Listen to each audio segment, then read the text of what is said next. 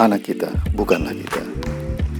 Ia adalah pribadi tersendiri, individu yang berbeda. Karenanya hanya dia yang bisa menemukan sendiri hari esoknya. Saya Nugroho Nur Arifin dan ini adalah Masa Depan. Halo, selamat datang di Bincang Masa Depan. Di sini kita akan bahas semua tentang bagaimana kita bisa mendampingi anak kita untuk membantu mereka menemukan masa depan mereka sendiri.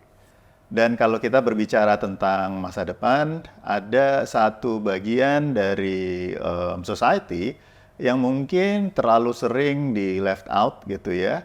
Tapi kayaknya kita nggak bisa terus-terusan untuk nggak membahas atau membuka pembicaraan tentang itu. Pembicaraan tentang neurodiversity harus lebih banyak lagi kita lakukan gitu kan. Dan kebetulan bulan ini itu adalah bulan Autism Awareness Month. Dan saatnya kita membahas bagaimana sih masa depan untuk anak-anak autistik. Bagaimana kita bisa membantu mereka untuk juga menemukan masa depan mereka sendiri dan bagaimana kita semua, baik orang tua yang memiliki anak autistik maupun orang tua yang tidak, itu bisa membantu membuat sebuah ekosistem atau lingkungan yang lebih inklusif. Dan sekarang kita udah ada 3 tamu. Yang pertama Mbak Tina Maladi. Mbak Tina sendiri udah cukup lama ada di dunia yoga ya Mbak Tina ya. Dan of course spesialisasinya juga untuk anak-anak autistik. Banyak sekali udah melahirkan guru-guru yoga yang juga punya spesialisasi yang sama. Salah satunya adalah Mbak Mira. Mbak Mira Sumawidjaya dari Yoga Land.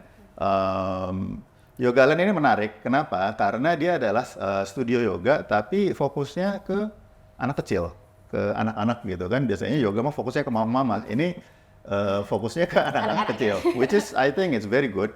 Kenapa? Karena memang harus lebih banyak lagi anak-anak kecil itu mulai belajar awareness, mind-body connections gitu kan. So it's very good. Dan yang lebih bagus lagi adalah di Yoga Land itu juga ada program untuk anak autistik.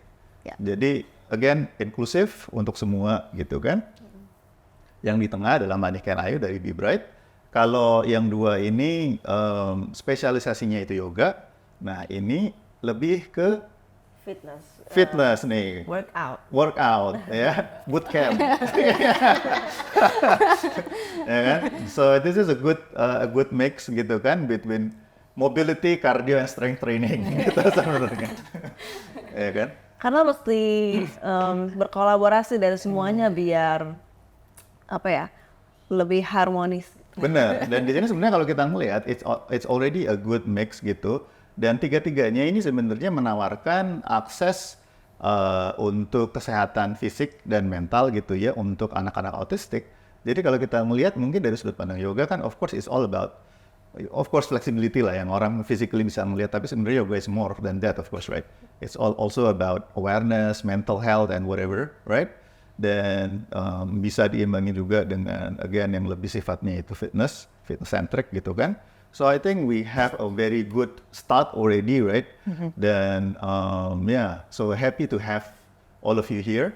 Thank you. Thank you for having us. Yeah.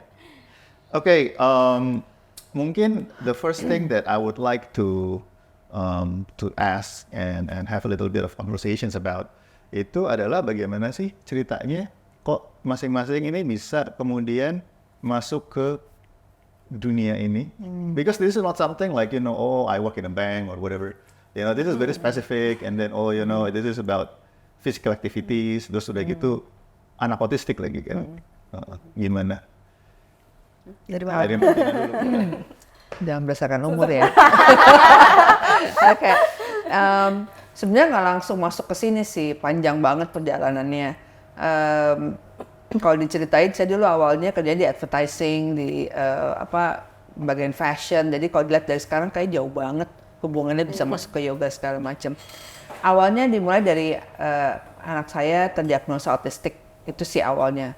Tahun 2004-2005. Kebetulan saya juga udah masuk ke belajar yoga tuh sebelum-sebelumnya. Jadi pada saat itu anak kita didiagnosa, kita juga pengetahuan itu masih sedikit ya informasinya, jadi kita harus cari Itu tahu. tahun berapa tuh? 2004 deh, dia kan lahir 2002, mungkin sekitar 2004-2005 karena umur 2,5 tahun terdiagnosanya. Walaupun sebelumnya kebetulan mertua saya kan memang dokter, udah lihat tuh kayaknya ada sesuatu yang salah, bukan salah, janggal lah, kayaknya mesti dicek lagi gitu. Nah akhirnya kita juga sebagai newbie ya, orang tua newbie nggak tahu juga mesti gimana, akhirnya waktu didiagnosa ya dokter anak hanya bilang oke, mesti terapi, tapi nggak spesifik menjelaskan terapinya. Oke, jelasin terapinya OT dan speech therapy waktu itu. Tapi spesifiknya harus ngapain tuh nggak jelasin. Nah kebetulan saya baca, akhirnya kita beli buku, penasaran tentang apa itu autism, nggak tahu. Nah kita pertama sekali mendapat informasi yaitu sensory processing disorder. Itu yang pertama kali kita tahu, karena ada checklist gitu ya dari buku. Kayaknya hampir semua di checklist gitu, hampir semua di checklist. Jadi kayaknya saya lebih fokusnya atasin sensory processing disorder-nya ini dulu. Baru belakangan saya baru tahu, oh ternyata autistik itu pasti memiliki kondisi sensory processing disorder. Tapi kalau anak yang memiliki SPD singkatannya belum tentu autistik gitu. Itu belakangan tuh baru taunya. Nah jadi kita kejarnya ke situ. Pada saat kita ikut akhirnya belajar tentang terapi segala macam, saya jadi makin lebih penasaran karena kenapa otak anak autis tuh kok beda sama anak biasa gitu. Akhirnya saya memutuskan untuk melakukan banyak ikut workshop, pelatihan-pelatihan seperti itu yang sebenarnya saya pakai untuk anak sendiri. Dan itu juga terjadi di area yoga. Yoganya yang saya ikut memang yoga untuk anak-anak dan untuk anak-anak kebutuhan khusus. Nah itu tadinya saya cuma pakai buat anak saya sendiri sih, nggak buat anak orang lain. Itu awalnya. Gitu. Kita mungkin mau tambahin. Kalau aku kayak menyambungkan dari misinya Mbak Tina gitu, karena kebetulan aku ikut pelatihannya Mbak Tina untuk jadi pengajar yoga anak gitu ya. Tadi spesifik untuk anak sendiri sih sebenarnya, karena mungkin agak mirip juga anak saya yang kedua diagnosanya autism juga gitu. Jadi berharap yang dilakukan ini bisa untuk anak sendiri lah gitu minimal gitu ya. Tapi kok pas udah kenal sama guru-guru yang lain, guru-guru yoga anak-anak yang lain gitu, kok kayaknya saya lebih kepengen punya semangatnya tuh punya satu tempat gitu untuk mewadahi mereka. Karena sekarang kayaknya agak jarang atau nggak tahu di mana studio yoga memang khusus untuk anak-anak gitu kayaknya. Iya benar. Karena kan biasanya mamah-mamahnya bener kan tadi kata Mas Suki. Yang jarang itu studio yoga satu anak-anak, kedua studio yoga papa-papa itu jarang. Oh iya. Papanya terima kok. Gitu, jadi ya udah deh, saya kepengen ini kan kita punya teman-teman gitu yang sama-sama waktu itu kita ngambilnya yoga untuk anak dan yoga untuk anak special needs gitu. Jadi saya pikir ini sumber daya manusianya siap gitu untuk untuk mewadahi. Mungkin ini tempat, mungkin yoga hanya sebagai alatnya gitu, tapi saya lebih semangatnya sebagai founder itu sebagai tempat untuk tempat inklusi yang bisa kita menawarkan kepada orang tua bahwa anak special needs semua yang gimana pun, mungkin kita spesifiknya kasusnya autism karena anak sendiri, tapi sebenarnya special needs yang lain juga kita menerima gitu kan, dengan Down syndrome atau yang dengan ada keterbatasan atau tantangan yang lain juga kita nggak masalah gitu. Tapi semangatnya kan itu kita SDM-nya siap, itu kan yang susah sebenarnya, tempat yang untuk bisa menerima kondisi anak yang beraneka ragam gitu ya Mas Luki gitu. Jadi semua terdesain untuk anak-anak, dan terutama untuk anak-anak juga perlengkapannya kan nggak kayak dewasa, harus banyak mainan, caranya juga penyampaiannya berbeda gitu. Jadi sebenarnya agak nyambung dengan ceritanya Mbak Tina. Mungkin Mbak Tina ada tempat terapi juga gitu ya untuk anak special needs gitu. Mungkin Mbak Nurken juga olahraganya untuk anak autism gitu. Nah kalau di Yoga Land mungkin lebih ke tempatnya inklusi, karena kita anak tipikal juga ada gitu. Kita menerima, justru kepengen menggabungkan tempat yang inklusi ini selain di sekolah itu juga penting gitu. Mengajarkan anak yang tipikal untuk bersama anak yang special needs, begitupun sebaliknya juga. Itu semangatnya sih Mas Lugi. Amazing. Gitu. Kalau aku sendiri, aku backgroundnya pengajar dari sekolah kebutuhan khusus.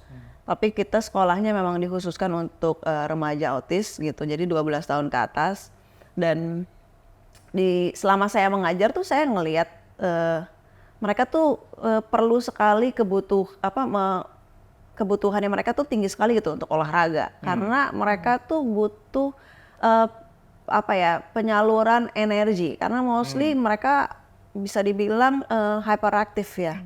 Jadi kayaknya tuh butuh olahraga untuk lampiasin energinya mereka gitu. Jadi ketika energinya sudah, apalagi kan umur-umur teenager kayaknya tuh lagi on fire banget gitu loh Mas. Jadi butuh tersalurkan supaya dia nantinya tuh lebih tenang gitu. Kalau di sekolah kita memang ada olahraganya gitu, tapi saya dan teman-teman di Bibrat tuh berpikir lagi kayaknya di luar sana tuh nggak ada ya tempat nih yang kayak Bibrat punya nih saat ini gitu ya. Maksudnya bisa berolahraga yang bisa, karena kalau kita kan on group, karena kalau biasanya tuh teman-teman autistik mungkin berolahraga tuh ada pelatihan tapi mereka biasanya one on one atau private gitu sifatnya. Tidak digabungkan dalam satu grup. Jadi kayaknya kok seru gitu ya kalau misalkan nih aku kalau di gym aku bootcamp, kayaknya nih kalau isinya teman-teman autistik semua kayaknya seru banget gitu. Mereka bisa saling support each other, terus mereka bisa saling ngelihat kurang lebihnya dari teman-teman yang ada gitu. Jadi itulah dan karena tidak ada fasilitas itu dan kita berpikir kayaknya teman-teman tuh juga perlu, selain emang pelampiasan penyaluran energi juga banyaklah manfaat dari olahraga gitu. Jadi kayaknya aku rasa perlu, dan kenapa aku nggak buat gitu sama teman-temanku. Jadi ya udah kita buatlah si Bibrat ini gitu. Dan ya here is out now. Iya. Kalau gitu kita bisa ngelihat begini, karena olahraga itu of course semua orang sekarang bisa bilang something that is very essentials to our lives lah ya. Kalau orang nggak olahraga itu it's like we don't eat or we don't sleep, right? Like we need to move, right? Of course it's not something that everyone already has the habit gitu kan, but tapi kalau kita ngelihat dari kacamata atau perspektif anak-anak autistik, bisa dibilang nggak sih sebenarnya apakah mereka justru yang butuh lebih banyak olahraga, atau kebutuhan olahraga mereka itu lebih tinggi daripada individu-individu tipikal, let's say? Kayaknya semuanya sama gitu kebutuhannya ya. Berarti sama aja kan? It's like you and I, we also need exercise, right? Iya benar. Dan kalau buat autistik mungkin jadi belum bisa dibilang lifestyle, tapi aku mau bikin itu jadi lifestyle buat mereka. Benar. Nah, Gitu, karena hidup sehat is for everyone. exactly. Ini sebenarnya yang menarik gitu kan. Tapi berarti kalau kita, berarti kan apa namanya ya? It's like opening access terhadap hidup yang lebih sehat untuk semua gitu kan. But how difficult? Challenges-nya tuh apa aja? Banyak. Banyak banget. Pastinya. Banyak sih. Jadi kayaknya yang perlu dipenting sebenarnya bukan kita ngelihatnya kalau untuk spesifik autistik itu tidak hanya as a fitness, ya kan? Karena kalau kita lihat defisitnya autism spectrum disorder itu adalah communication, social communication. Itu yang paling penting. Jadi the way they think it's completely different than us yang kita sebut neurotipi orang biasa. Karena memang brainnya mereka udah beda. Right. Brainnya mereka kalau nggak salah sekitar 10% lebih besar dari kita. Right. Jaringan koneksinya Lebih besar. Nah, jadi kalau dilihat tuh ada research emang ternyata kepala anak autis biasanya lebih besar, lingkar kepalanya. Nah itu juga koneksi atau jaringan dari neuronnya mereka, bukan neuron sebenarnya, koneksi sinapses dari brainnya mereka itu yang di area koneksi ke komunikasi itu lebih terputus-putus, makanya mereka punya memori yang besar dibanding kita yang biasa, yang cepat lupa 2 detik aja. Tapi koneksi untuk diolah menjadi analisa komunikasi yang baik atau menganalisa suatu proses social communication itu mereka jaringannya tuh sangat pendek-pendek.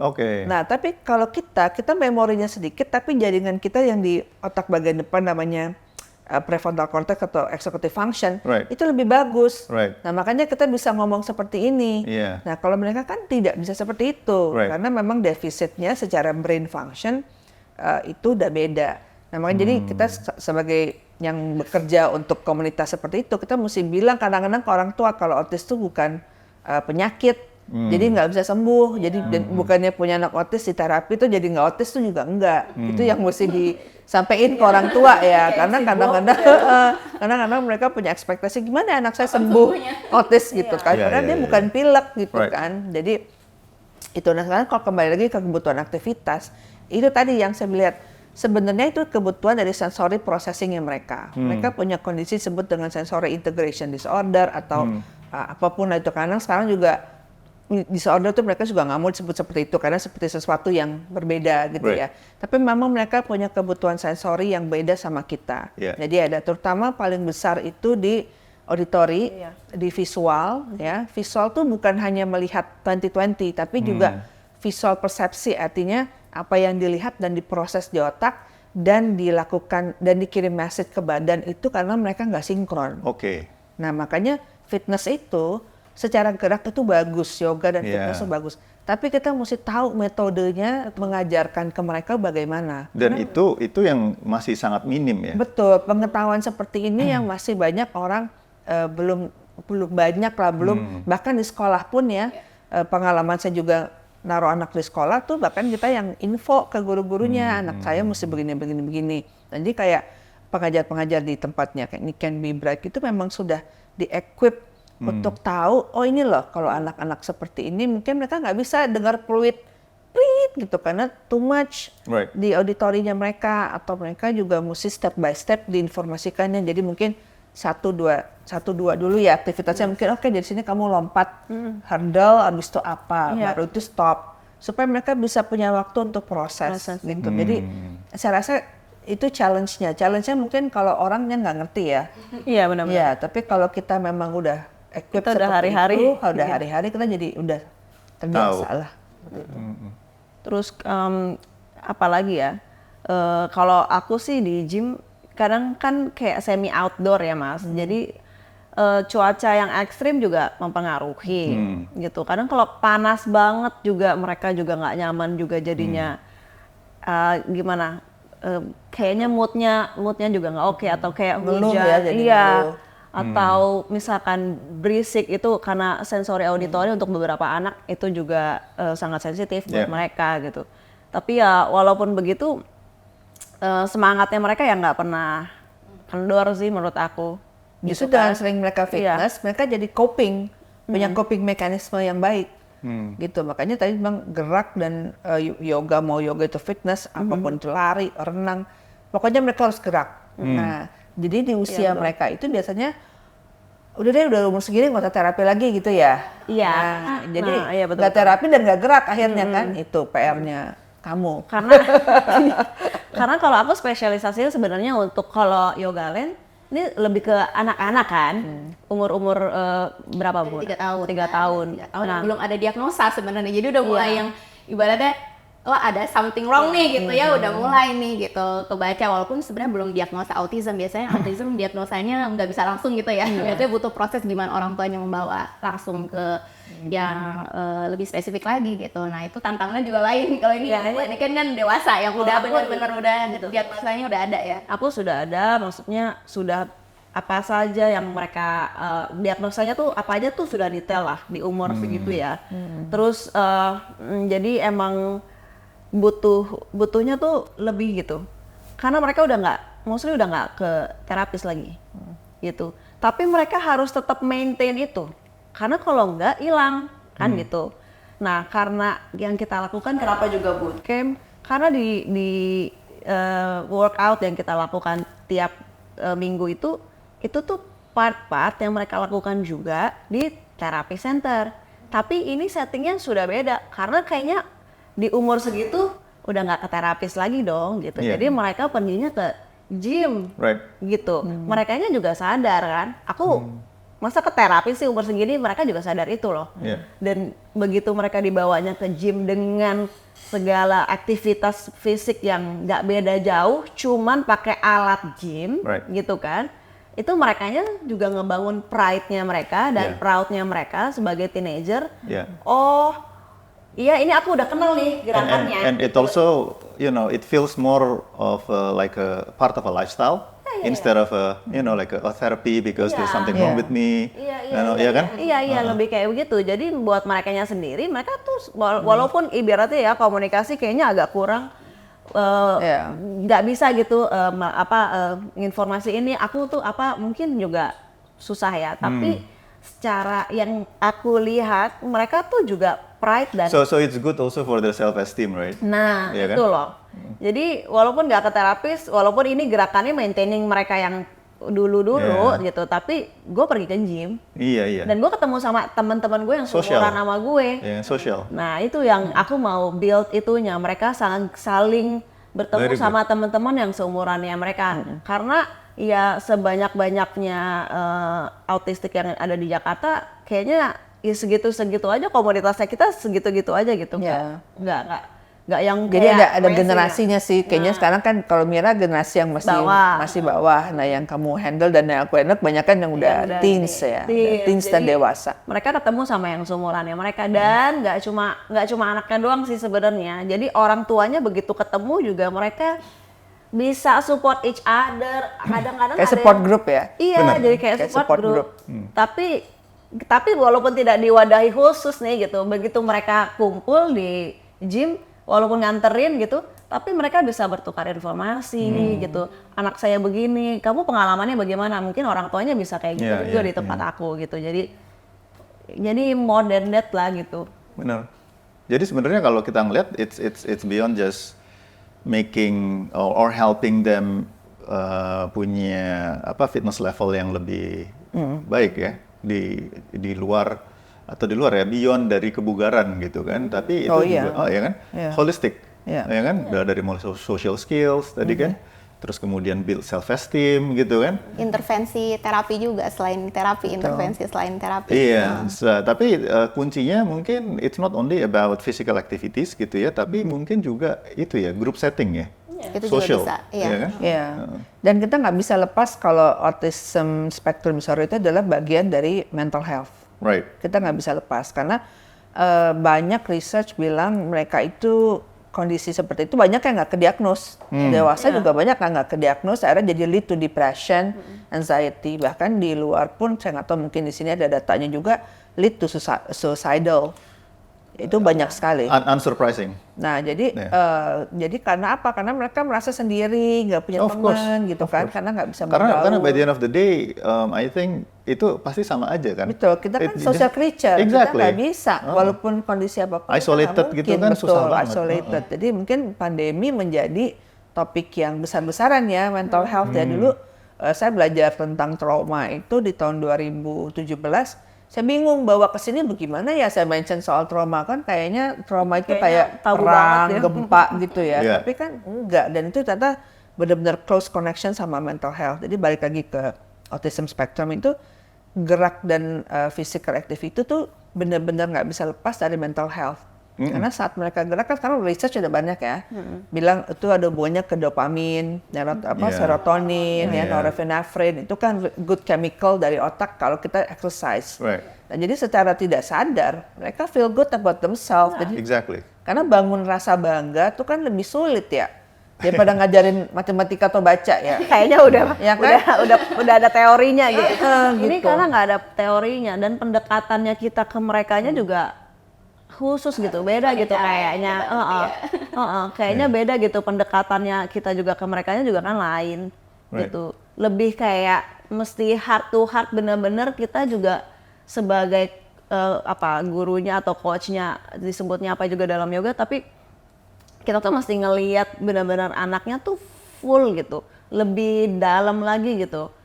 Karena tiap anak, kalau aku apalagi ngerjainnya langsung in group ya, jadi tiap ada anak 5 nih karakternya beda semua loh Mas. Dengan 3 karakter yang berbeda ini, dengan treatment yang berbeda juga dari 3 anak ini, karena reseptifnya mereka caranya dari 5 anak tuh bisa beda semua. Cara komunikasinya tiap anak bisa beda semua juga gitu. Jadi it's challenge juga buat kita gitu. Iya, iya. Nah, kalau di Indonesia sendiri ya, efforts untuk leveraging physical activities ke arah yang lebih holistik seperti ini, begitu kan? Itu sekarang itu udah sejauh apa ya? How far have we actually traversed this road? Gitu. Atau sebagaimana sih infrastruktur kita, resources kita saat ini gitu? Iya, itu dia juga ya Aku sendiri nggak punya datanya sendiri, kita nggak pernah ada ya, karena sebenarnya Indonesia tuh nggak punya data spesifik berapa sih anak autistik tuh, nggak ada, belum pernah ada researchnya. semoga apa yang dengar podcastnya jadi oh ya nggak ada ya, aku saya mau risetnya semoga ya. Iya. Nah jadi dari Indonesia tuh besar banget. Jadi orang banyak yang merasa oh kalau di Jakarta aja program-program seperti ini gitu kan. Makanya kita mau memberikan informasi. Saya pernah datengin oleh seorang ibu. Oke, kalau saya nggak punya misalnya finansial yang cukup untuk terapi, saya bilang gini. Oke, ibu punya waktu berapa jam pegang anak untuk benar-benar. Tadi yang kamu bilang kan apa ya? Tune in, karena anak-anak autistik sangat sensitif. Dia tahu kalau orang ini nggak punya rasa peduli, aja dia tahu. Mereka sangat sensitif sekali. Jadi kalau kita bisa ketemu sama orang yang oh ya emang peduli sama mereka kayak kalian gitu, mereka kan bisa langsung tune in gitu. Nah jadi pada saat oke, punya waktu berapa? Yang penting tuh kita punya waktu benar-benar untuk mereka. Jadi kita nggak nemenin tapi kita sibuk main handphone gitu, nggak bisa mereka. Jadi saya bilang, oke, kalau ibu punya waktu 1 hari 2 jam aja deh, benar-benar sama dia. Ajak aja ke lapangan bola kayak atau naik turun kayak hiking lah apa segala macam. Itu sebenarnya alam udah kasih guru yang bagus untuk kita semua. Itu sebenarnya poin yang sangat menarik ya, bahwa of course working out in a group setting it helps, right? Tapi sebenarnya hal yang sifatnya sangat mendasar kayak tadi, nature. Kita keluar aja sih, terus abis itu ada sinar matahari, ya kan? Terus abis itu interacting with nature. Also pasti kan ada temennya kan? Iya. Ya kan? Sebenarnya it's exactly the same thing that everyone needs, right?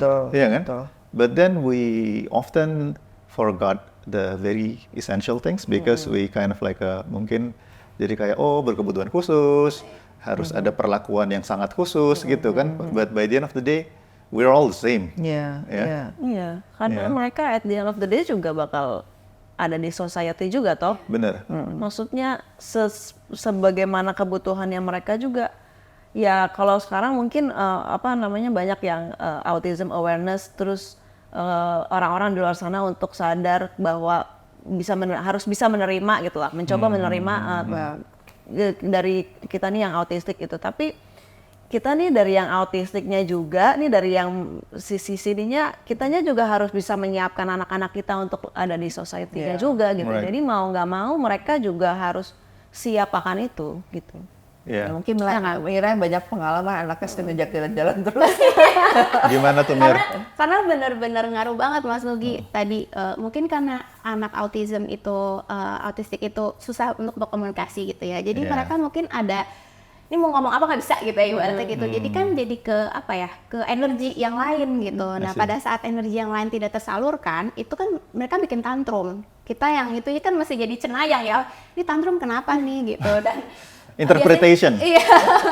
Jadi mesti harus nebak nih gitu ya. Biasanya sebelum tantrum dia ngapain biasanya ketebak. Tapi banyak juga yang tantrumnya mungkin karena nggak bisa komunikasi gitu. Which is very understandable. Iya.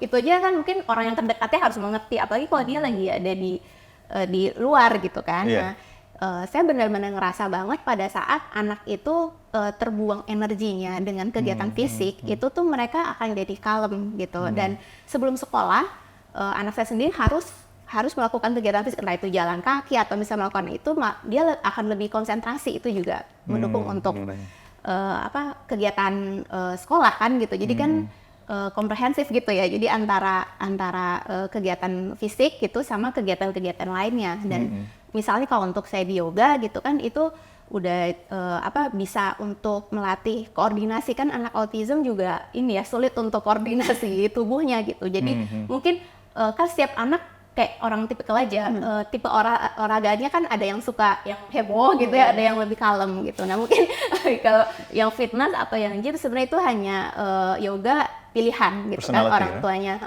Orang tua pilihan dan anaknya juga lebih cocok kemana. Tapi kalau misalnya yoga itu kayak bahasa tubuh aja gitu Mas, kita kan pakai visual juga gitu ya, walaupun mereka belum tentu ngerti apa yang kita omongin sih, tapi dengan kita bergerak tubuh gitu ya, mereka juga akan nangkep dan belajar itu selain intervensi, selain terapi juga sebenarnya. Jadi kegiatannya nggak cuman, karena kebanyakan anak-anak autistik tuh kegiatannya ya terapi gitu. Kalau sekolah ya ada sekolah, tapi banyak juga yang nggak sekolah gitu kan. Sebenarnya kegiatan itu bisa diaplikasikan di olahraga gitu kan. Iya. Nggak kan kalau terapi datang ke tempat terapi gitu ya, ke klinik gitu. Jadi Iya, pada iya. kegiatannya lempar bola, terus jalan di titian gitu kan. Itu sebenarnya hanya untuk sama aja kan fungsinya untuk belajar konsentrasi, Iya. koordinasi tubuh, tangan dan kaki gitu. Iya. Nah, di yoga menurut saya itu benar-benar teraplikasi sekali gitu ya. Entah itu untuk semua anak lah ya, tipikal dan yang special needs gitu, terutama Iya, untuk itu. iya.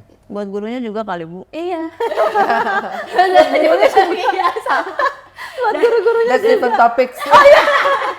Jadi curcol ya. Dan pasti saya merasa ini saya banyak belajarnya bahwa anak-anak autistik ini perlu olahraga, tapi banyak orang tuanya juga yang nggak olahraga. Itu Iya. kan susah kan, Iya, iya. bahwa untuk anak-anak olahraga tapi orang tuanya nggak gitu. Nah kita mungkin saya sebagai empati sebagai orang tua, Mbak Tina juga sebagai punya anak autistik, terus Mbak Nika juga di lingkungan yang sama, kita sendiri juga melakukan olahraga gitu. Dan itu akan lebih bisa mengaplikasikannya lebih mudah. So it's Untuk kepada it's also, I think, creates a good momentum for the family to adopt Iya. Iya. healthier lifestyle, right? Banget. Harusnya kan? Gitu. Walk the talk. Istilahnya kan Hah? walk the talk. Iya kan? Kita nyuruh dia olahraga, kita sendiri nggak olahraga ya susah dong. Kayak gitu kan. Kan anak monkey see, monkey do. Right? Right. Jadi itu dia kita mesti bilang oke yoga ya. Of course saya yoga dulu baru anak saya yoga gitu sama aja. Gitu. Kamu into fitness, Iya. makanya bisa ngajarin. Kitanya harus gitu juga kan, kitanya harus melakukan juga gitu ya. Minimal anaknya kalau orang sering olahraga bawa ke kita lah. Kalau orang ini kan banyak juga yang olahraganya nggak olahraga tapi anaknya butuh. Jadinya ayah ibunya mager, anaknya jadi mager juga kan Iya, gitu. iya, Ya iya. minimal anaknya bawa ke kita deh. Ya, jadi sebenarnya di sini peran orang tua sendiri cukup sentral. Iya, iya. Udah pasti ya kan? Pasti sih, Udah pasti pasti. sentral kan. Very, Kayak very tadi, crucial. ya kan harus aktif juga untuk, of course kayak mungkin ya bisa kayak misalnya, once a week or twice a week, I don't know gitu kan, pergi ke sesi yoga atau even ke Be Bright punya sessions di Kemang gitu kan. But also on top of that gitu kan, physical activities itu juga bisa di-incorporate di daily lives gitu kan. Building healthy habits ya, active lifestyles gitu kan. So it's very visible, right, untuk mereka juga adopting healthier, more active lifestyles gitu kan. Iya, jadi kalau misalnya kita punya klien di center saya gitu ya, yang kita lakukan infokan ke orang tua, dan pertama kali orang tua harus involve, gitu. Jadi bukan cuman anaknya ditaruh di tempat kita, terapi, keluar, selesai kan nggak gitu. Jadi kita akan minta orang tua untuk ikut partisipasi, dia boleh datang, dia boleh rekam kegiatan yang kita lakukan dengan harapan dia lakukan lagi di rumah. Dan kita juga harus minta diskusi evaluasinya, apa sih goalnya, mau terapi itu buat apa, jadi supaya semuanya tuh sinkron gitu. Bahkan kita bantu pihak-pihak murid, sekolah si murid juga, supaya seorang tua ngerti terapi begini, challenge-nya di sekolah apa, terus gimana kita bisa bantu apa, dan di rumah karena kan mereka mesti melakukan namanya ADL, activities daily life. Right. Itu sudah dari kecil, belajar nyuci piring kayak apa segala macam. Nah itu banyak yang di skip mungkin karena dengan adanya ART ya di Indonesia kan gampang. Jadi mereka kayak baru udah besar, iya. ART musuh ADL. Nah benar juga. Nah itu jadi saya bilang udah ajarin aja nyuci piring kayak nanti pecah ya piring plastik kali awalnya gitu kan ya. Nah jadi itu yang kita sampaikan supaya semuanya tuh jadi in sync gitu semuanya. Karena kan yang nggak bisa cuma satu terapi, satu ini terus nggak ada komunikasi, gitu ya, bingung gitu. Iya. Jadi parents benar-benar penting banget sih. Kita babak belur ngurusin anak kan ya. Sekarang kan dia begini ya Mir. Saya 8 tahun nggak ngapa-ngapain, cuma bawa aja ke terapi sekolah. Tapi ya tantangan lagi kalau yang di aku mungkin anaknya kecil-kecil itu yang ada di kondisi orang tuanya masih labil. Masih itu kan tantangan tersendiri selain bahwa anaknya harus olahraga ya, itu udah anaknya harus olahraga, harus terapi, terus mungkin diagnosanya belum jelas, orang tuanya masih bingung, orang tuanya menyalahkan diri sendiri, denial.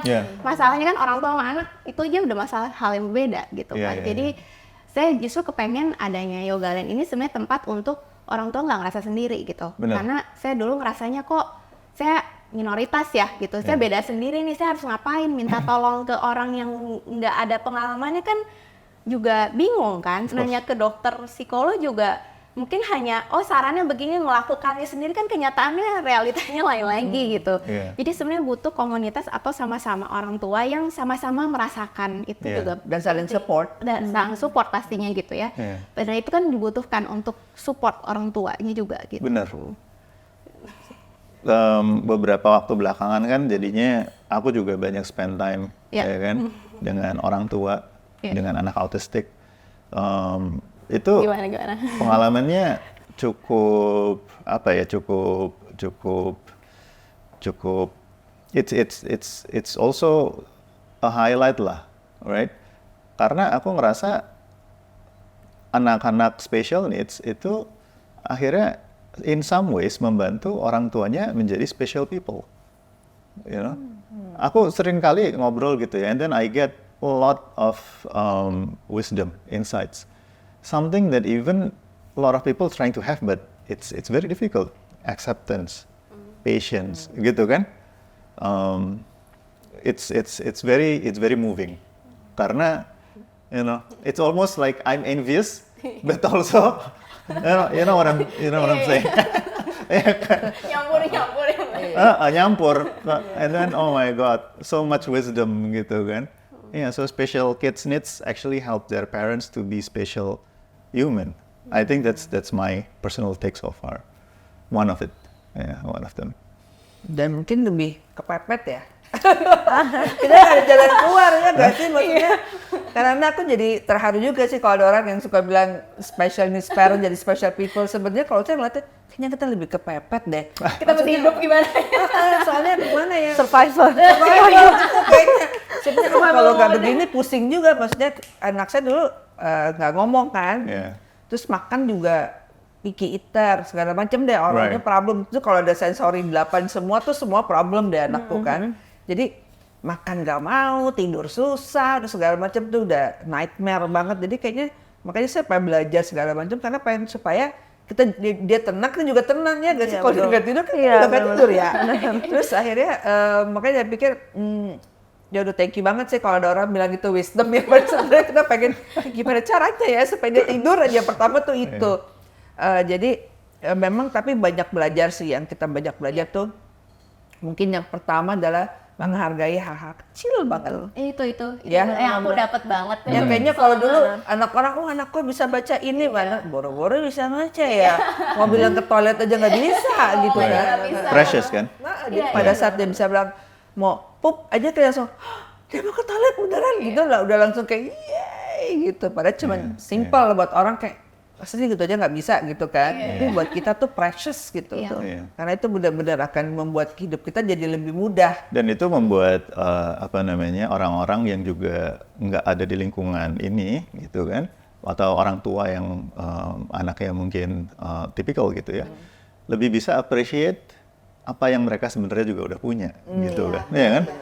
Karena a lot of us, you know, ya gitu, kayak we took a lot of things for granted, right? Take it for granted. So you know, we can learn from each other. There's a lot to learn from each other about, gitu kan?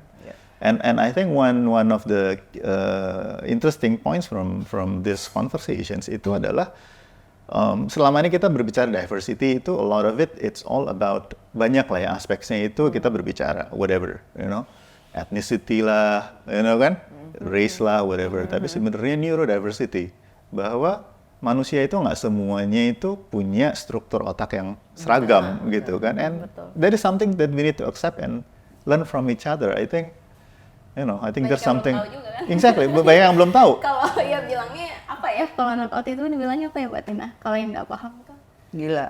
yang banyak dipandang ada sendiri. mungkin itu sebenarnya autism gitu ya. Ya benar, atau mungkin untuk di segmen yang kurang berpendidikan kan kayak apa? Dikutuk lah, Iya kan? Supernatural. Ada kalau di sampai sekarang masih terjadi loh di Pasong itu. Iya emang. Masih ada, dan di beberapa kota kemarin juga teman kita juga ada bilang itu masih ada. Iya, so it's a greater extent of diversity sebenarnya. Betul. Kan? Informasi sih semoga dengan adanya kayak podcast, internet, sosial media bisa bantu orang-orang untuk lebih paham bahwa anaknya ke psikolog. Dan ini juga berhubungan dengan please treat mereka dengan humane gitu loh. Maksudnya mereka memang suka ngoceh sendiri, pas muter-muter sendiri, tapi mereka tuh sebenarnya yang dibutuhkan tuh koneksi, gitu ya. Which is sama kayak semua orang. Sama semua orang, kadang-kadang kita nggak usah ngomong sama mereka, kita cuma bisa pegang aja begini, gitu, diem aja, tapi Iya, benar-benar tune in sama mereka Mereka bisa nggak paham. gitu. Jadi nggak usah banyak ngomong, udah kamu diem aja ya, kamu nggak usah ngomong kayak gitu. Makin heboh malah kayak digituin kan. Iya benar. stres. Tapi sebenarnya itu kayak kita aja. Coba jangan mikirin makanan gitu, jangan mikirin makanan. Kan nggak kepikiran kan? Gue bisa. Iya benar kayak gitu. Ini ya, dan psikologi ya. Benar-benar. Iya sih. Oke, tadi kan kita udah cukup banyak ngobrolin tentang pentingnya olahraga buat anak autism segala macam ya, aspek holistik. Nah, bisa share ini nggak success stories? Jadi progress misalnya setelah building habits yang lebih positif, lebih integratif gitu ya. Gimana tuh? Kalau saya anak sendiri beneran baru kejadian kemarin bagi rapot. Sebelumnya karena anak saya kan preteen gitu ya, Mas Nugi umur 10 mau 11 itu kan secara emosional anak tipikal juga lagi gak jelas gitu kan. Nah ini apalagi komunikasi sulit gitu. Nah saat itu di sekolah tuh banyak tantangannya tuh dia nggak tahan untuk duduk di kelas. Kebetulan anak saya sekolahnya di sekolah inklusi, berarti kan gabung dengan anak tipikal gitu ya. Nah terus kita coba, saya bilang ke gurunya, kita coba ya setiap sekolah, setiap mau masuk sekolah saya ajak jalan dulu keliling Kemang gitu, agak jauh juga sih lumayan.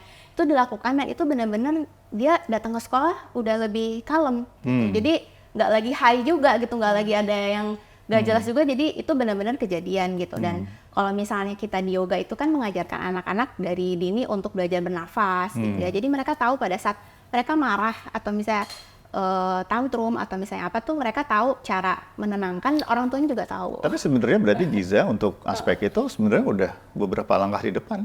Dari bahkan banyak orang dewasa loh. Orang dewasa banyak yang kesel nggak tahu cara. Ya? Kita trampolin dulu gitu kan, atau apa, tarik nafas. Jadi kalau misalnya dia lagi tantrum di rumah gitu misalnya Mas Nugi, kita tantrum tetap tantrum, saya layanin, udah dia butuh juga keluar, tapi bisa tarik nafas, terus saya bercanda, pose yoga dia tetap ngelakuin pose yoga. Tripos. Jadi luar biasa, tapi akhirnya kan tenang, dia akhirnya fokusnya jadi ke yoganya, nggak ke marahnya gitu kan. Jadi dari itu sebenarnya yang saya juga baca dari Mbak Tina, oke kalau misalnya anak marah atau tantrum tuh lakukan gerakan yang lebih menutup gitu ya kayak gitu. Jadi dan itu benar-benar saya lakukan untuk ya ini karena empati saya orang tua juga gitu Mas Nugi, yang bukan hanya sekedar buka studio yoga gitu ya untuk anak-anak, tapi karena si orang tua yang benar-benar mengaplikasikannya juga untuk anak saya sendiri gitu. Berharap ini bermanfaat untuk orang tua lain sebenarnya yang membutuhkan gitu. Dan ya memang kejadian gitu loh, jadi yang saya lakukan itu gitu, nggak cuma baca di buku gitu ya, nggak cuma baca. The struggle is real. The reward is real as well. Jadi ya apalagi kalau yang rutin gitu kan, kalau saya rutin yoga ya, Giza sini ikut yoga gitu, paling nggak kan ya 5-10 menit gitu kan, tapi dia jadi ke bawah kan, dia malah kalau marah tuh dia nyebutnya karena susah ngomong, jadi ngomong yoga, oh Giza mau yoga gitu, jadi dia udah tahu kalau marah tuh suruh yoga gitu. Tapi dianya jadi tahu, oh yoga, ibu yoga gitu ya, dia tahu pada saat pose ya. Sebenarnya kan kalau yoga anak-anak kayak main ya, sebenarnya posenya pose anak-anak gitu, misalnya pose kura-kura, pose kucing gitu. Jadi sebenarnya mau yang autism atau yang tipikal juga sebenarnya senang gitu dengan itu gitu, makanya dikumpulin di studio anak-anak gitu ya yoganya. Kalau dari Mbak Nika sama Mbak Tina? Kalau aku success story-nya kalau ngelihat dari teman-teman yang tiap minggu datang, ada beberapa yang day one kayaknya in the mid of session-nya sampai nangis-nangis gitu. Capek kayak, ini apaan sih gak mau. Enggak, ini udah tinggal cooling down juga gak mau gitu. Tapi minggu depan datang lagi. Minggu depan datang lagi dengan semangat yang beda gitu. Minggu depannya datang lagi dengan spirit yang beda lagi, kayak lebih lagi, lama-lama mereka juga ya dari yang awalnya mungkin diajak sama orang tuanya, kayaknya lo perlu deh datang ke gym gitu ya. Mungkin buat mereka tadinya kayak ini apaan sih gue disiksa gitu kan, tapi kayaknya lama-lama mereka ngerasa ada manfaatnya untuk badannya mereka, dan mereka juga ngerasa oh this is good for me. Kayaknya aku datang lagi tiap minggu ini udah bukan suatu harus dan wajib, tapi aku ingin karena aku seneng buat badanku aku jadi lebih enak, lebih enteng, lebih tenang, lebih nyaman. Terus aku bisa ketemu teman-teman aku gitu.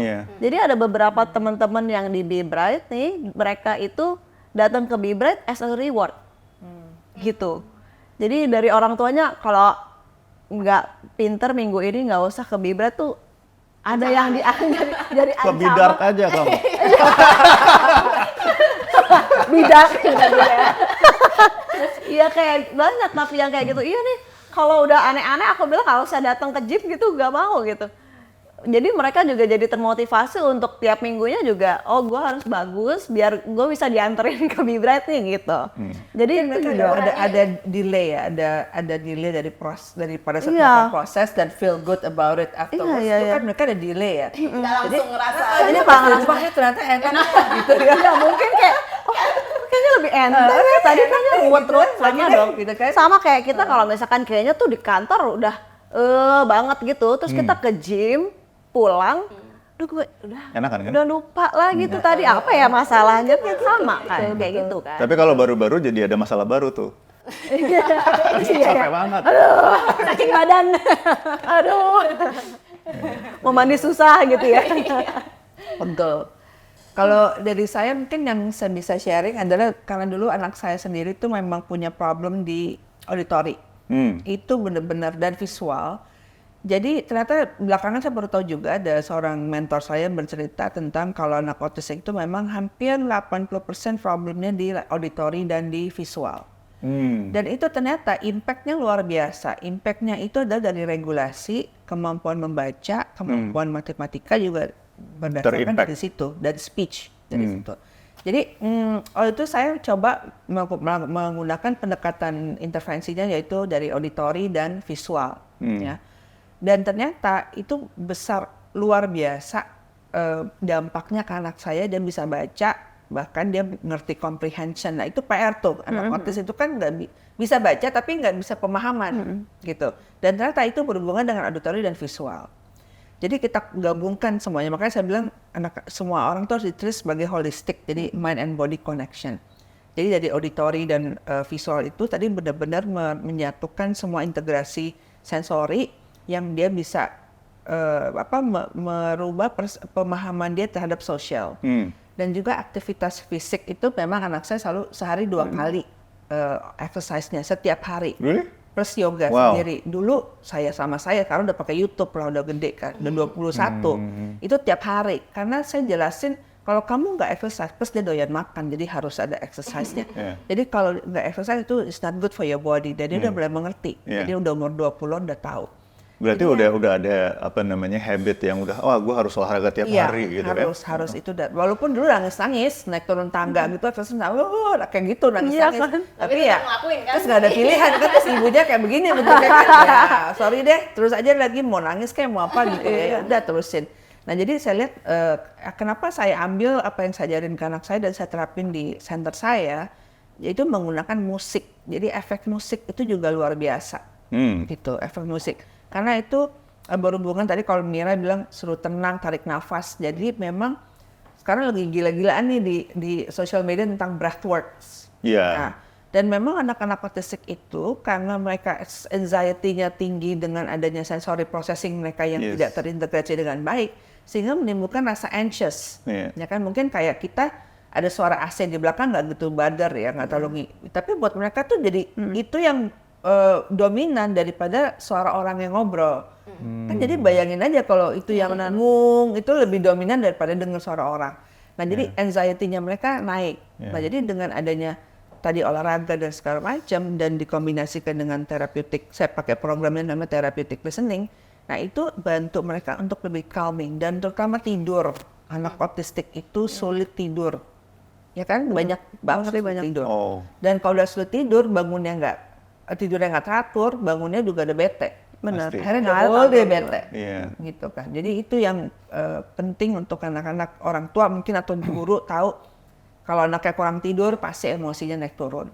Kurang gerak lebih-lebih lagi. Betul. Gitu. Jadi yoga udah banyak risetnya memang bantu orang untuk tidur. Jadi yang murid-murid saya biasanya orang tua bilang, oh ya tidurnya lumayan lama nih sekarang nih gitu. Dan tadi tidurnya jam 11, sekarang udah mulai jam 10 udah bisa tidur gitu. Jadi ya itu nggak dalam instan ya, semuanya nggak ada yang instan. Jadi pelan-pelan karena kita juga bantu dia kasih homework, ya kan. Jadi orang tuanya juga lakukan, oke kalau mau tidur gerakannya ini ya, yoganya ya. Kalau bangun tidur gerakannya ini ya untuk energizing.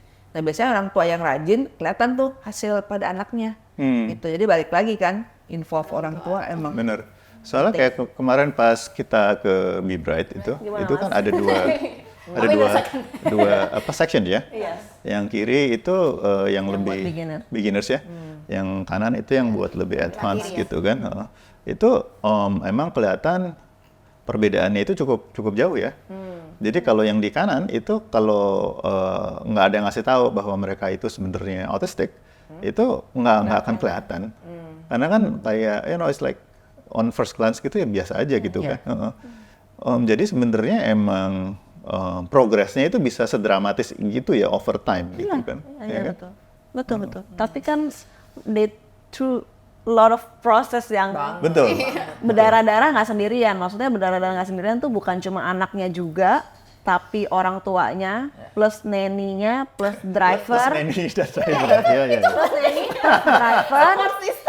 Plus nanny, plus driver, plus sekolahnya, and all siapa aja yang ada di sekelilingnya mereka. Itu seperjuangan, bukan perjuangan seorang. Jadi perjuangan dari semuanya. Dan semuanya mesti support gitu. Amazing. Ya, nah ini kan nanti kita ada acara Spectrum Warriors kan, tanggal 5. Boleh cerita sedikit nggak?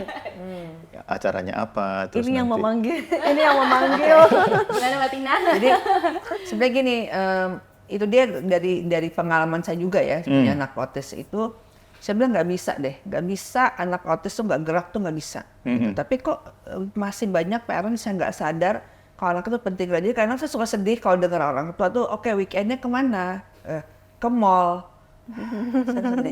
Sebenarnya mall itu sangat berisik. Saya aja nggak suka gitu mall. Musik, karena ada musik, belum kalau lagi ada acara, itu sebenarnya sangat distraksi yang luar biasa gitu untuk ke mall itu. Tapi kan parents mikir it's convenient kan, of course. Makan mau apa segala macam. Tapi anak-anak autis itu butuhnya lebih daripada itu. Jadi kita pengen, aku bilang Mami, kita mau deh ajak untuk mengedukasi orang tua kenapa anak ini penting olahraga gitu kan, fitness dan yoga itu penting. Kenapa? Karena badannya mereka butuh itu, terutama yang udah besar-besar ya, udah di atas 12 tahun. Kan di mana tempat terapi juga banyak kamu terima. Iya, gedean. Oh ya, saya kita nggak bisa gini-gini. Padahal buat saya terapi itu yang bisa seumur hidup. Cuman kan bentuknya harus berubah dong, ya kan? Maksudnya kita sebagai parents pasti, oke, setahun ini goalnya apa sih? Terapinya macam-macam. Ada social thinking, ada yang untuk social communication, ada yang tetap musik itu berpengaruh banget karena sekarang bahkan ada yang program musik untuk trauma. Gitu, jadi banyak macam. Nah ini yang saya mau komunikasikan melalui Spectrum Warrior. Kita mau bikin event sekaligus di untuk mungkin bukan awareness lagi ya, awareness udah cukup kali ya untuk autism ya. Kita lebih acceptance, supaya parents, guru, semua tuh terima memang kondisi anak autistik seperti ini. Jadi yang berubah maksudnya bukan mereka nggak akan berubah, yang berubah tuh mesti kita. Gitu, dan jadi kita bagian dari olahraga program ini adalah untuk mengedukasi pentingnya olah tubuh untuk anak-anak neurodiversitas. Terus nanti kegiatannya ngapain tuh di kita disupport sama Be Bright. Jadi kebetulan mungkin kalau saya sama Mbak Tina yoga gitu ya untuk pendekatan ke anak autistiknya. Terus kita ingat kita punya anak saya juga di Be Bright soalnya gitu ya. Mbak Tina juga anaknya pernah di Be Bright juga gitu. Jadi kita yaudah yuk kita gabung aja karena ini kegiatannya mungkin saya belum nemu di tempat lain juga sih. Yang olahraganya bener-bener anak autistik semua gitu ya. Dan itu kan butuh instruktur yang teamwork, yang nggak hanya instruktur di gym bisa ngajar mereka. Saya pikir itu body pump.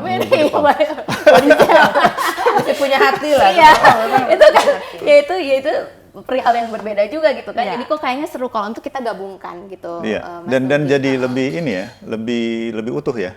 lebih Iya kan? Jadi Jadi- olahraganya nggak cuma yoga gitu. Bukan cuma yoga dan Jadi ya kalau kita tuh punya trademark namanya fun workout. Jadi kita akan bawa fun workout untuk si Spectrum Warrior. Nanti juga akan ada yoganya juga di sana. ya.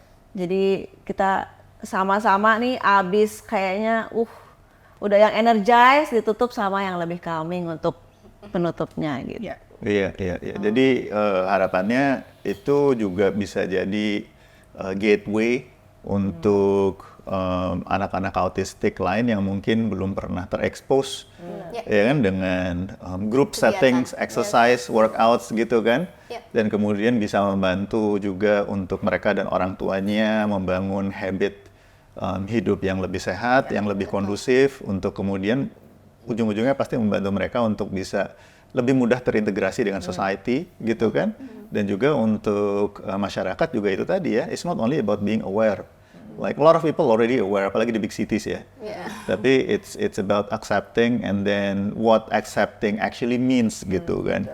So I think it's gonna be very interesting nanti eventnya. Ya. Dan ini kan event ya, maksudnya bukan hanya olahraga. Semoga bisa terus-terusan ya. Iya. Dan sebenarnya intinya adalah mengedukasi sih. Mengedukasi. Iya. Kita ingin mengedukasi orang tua, masyarakat, dengan harapan kita bisa membantu meningkatkan kualitas hidup mereka lebih baik. Kualitas hidup sebenarnya ya, Nah, kualitas kata hidup. Jadi, kuncinya. karena kan anak-anak ini dewasa nggak gampang buat nyari kerja. Exactly. Betul kan? Benar. Jadi nggak semua corporation mau terima. Untuk ada beberapa yang tahun lalu kita juga kerjasama untuk Work for Autism ya. Kayak PT Panasonic mereka mau terima kayak gitu. Iya. Tapi nggak semua. Nah ini Microsoft juga ada punya program seperti itu. Nah ini kita dengan harapan kalau kita tahu bagaimana menghandle mereka, Iya. sebenarnya mereka tuh bisa. Iya. Gitu. Karena mereka punya kelebihan yang jauh banyak daripada kita yang biasa begini. Mereka tuh punya kelebihan yaitu micro focus. Ada superpowernya. Betul. Jadi kalau kita asah mereka, cocoknya nggak semuanya, tentu nggak semuanya di art ya. Ada yang Yeah. bagus di art, ada yang juga di coding, ada yang jago di speech. Malah banyak ada temanku yang jago debate di UN kayak gitu. Yeah. Jadi kita yang parents, kita sebagai orang tua atau pengajar, kita cuma mesti tahu nih arahnya kemana. Iya. Gitu. Jadi itu Yeah. sih yang dengan harapan program-program kita nih bisa bantu orang tua dan guru membantu mereka meningkatkan kualitas hidup sih. Iya ya, benar, kualitas hidup, dan juga ada hubungannya juga dengan masa depan profesi ya. Betul. Karena profesi itu mau nggak mau itu adalah bagian yang sangat besar dari hidup setiap orang gitu kan. Dan satu hal yang mungkin masih sangat jarang dibicarakan itu tadi ya, sebenarnya adalah potensi anak-anak ini kemudian nanti bisa berkarir di bidang apa. Gitu kan, sebenarnya orang-orang yang juga autistik ya dalam spektrum gitu kan banyak juga yang sukses kan sebenarnya. Betul. Dan itu yang mungkin perlu lebih dibuka gitu ya gerbang pembicaraannya gitu kan. Dan juga bagaimana kita bisa membantu banyak perusahaan itu juga bisa menerima dan menyalurkan kira-kira bahwa they also have a lot to contribute, you know, gitu kan. Ya, jadi I think it's a very good It's a good step lah. gateway lah ya. Ini very Gateway. baby step, masih Right, baby step, right, tapi semoga bisa berlangsung terus-menerus nantinya. Di Mata Angin juga, Mata Angin sendiri rencananya juga akan menjadi company yang inklusif, ya, dan nanti bahkan the mural yang di depan itu akan gitu. Ini mungkin salah satu bentuk aja kita untuk teman-teman anak dan dewasa autism kita nanti yang ikut, mungkin kan nggak mungkin banyak hal ya yang untuk itu kan untuk anak autism kita yang bantunya untuk di bidang fitnessnya gitu ya. Jadi siapa tahu ini berkontribusi untuk banyak hal juga untuk bagi mereka. Oke. So, kayaknya kita udah ngebahas banyak banget dimensi dari obrolan hari ini, dari mulai pentingnya olahraga sampai kemudian ternyata olahraga itu it's not only about mengolahraga, tapi juga mengolah jiwa, ya, mengolah mental, gitu kan, mengolah kemampuan sosial, dan kemudian mengolah self-esteem, gitu kan, penting banget.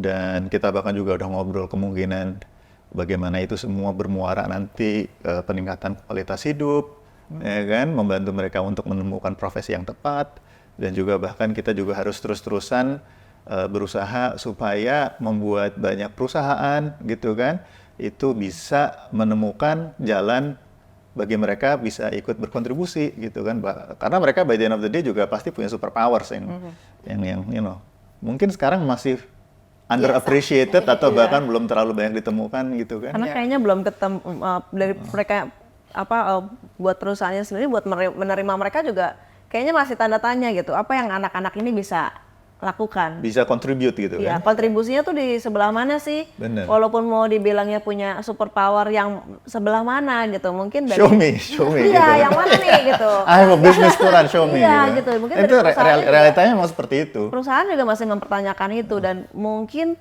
semoga ya one day juga ada juga institusi nih yang benar-benar juga bisa menggali anaknya juga. Walaupun aku di sekolah sih, Iya. aku di sekolah di Yayasan Bina Abi Akbar, kita juga menggali anak-anak potensinya sedalam-dalamnya deh. Kayaknya kita mau cari nih, misalnya di mana. Tapi kayaknya butuh dari tempat-tempat lain juga yang benar-benar train mereka untuk bisa dapat apa sih core-nya nih, mereka tuh bisa di mana gitu. Si superpower-nya ini kita munculin lewat mana ya gitu kan. Iya, Mas. benar. Jadi si perusahaan juga yang mau menerima mereka juga udah tahu, oh ini bisa di sini, yang ini bisa di sini, mungkin lebih enak kalau kayak gitu. Jadi kayaknya semuanya mesti apa ya, fasilitasnya ini yang mesti ada semua lagi. Iya, benar. Dan itu harus diawali dari rumah. Betul. Ya, dari orang tua. Betul. Peranan orang tua kan, mau coba ini, kalau anaknya nggak mau ya udah coba lagi yang lain. Coba Which sama aja kayak orang tua dengan anak tipikal kan juga begitu. Iya. Coba ini, coba itu gitu kan. Tapi emang mungkin the biggest hurdles itu ya itu tadi acceptance ya. ya. Iya kan? Iya. Heeh. Betul. Benar. Oke, thank you Mbak Tina, Kasih banyak. Mbak kita Niken, Mbak dengar. Mira. Makasih, Mas Tugi. Bagus banget conversationsnya. Kita dapat banyak banget dan moga-moga juga kita bisa sharing banyak hal juga ya untuk lebih banyak orang. Dan Spectrum Warriors nanti itu acaranya tanggal 5 Mei di Tribun Kemang. Kita mulai dari jam 4:30 sore ya. Ya. 4:30 sore. Jadi kalau kebetulan anaknya autistik atau kenal dengan teman saudara yang anaknya autistik, boleh banget direkomendasikan untuk daftar. Nanti detailnya ada setelah ini. Nanti di situ akan ada program olahraga yang itu tadi itu holistik ya, dari mulai Holistik dan inklusi ya. Iya, holistik dan inklusif, dan dari mulai bootcampnya Be Bright nih, ya kan, apa tadi istilahnya, fun workout gitu kan, keringetan, ya, terus kemudian akan ditutup dengan yoga gitu kan, cooling down, mind body awareness.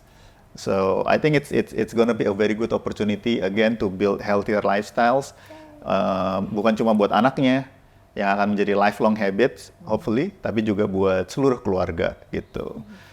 Terima kasih, sampai ketemu di Bincang Masa Depan selanjutnya.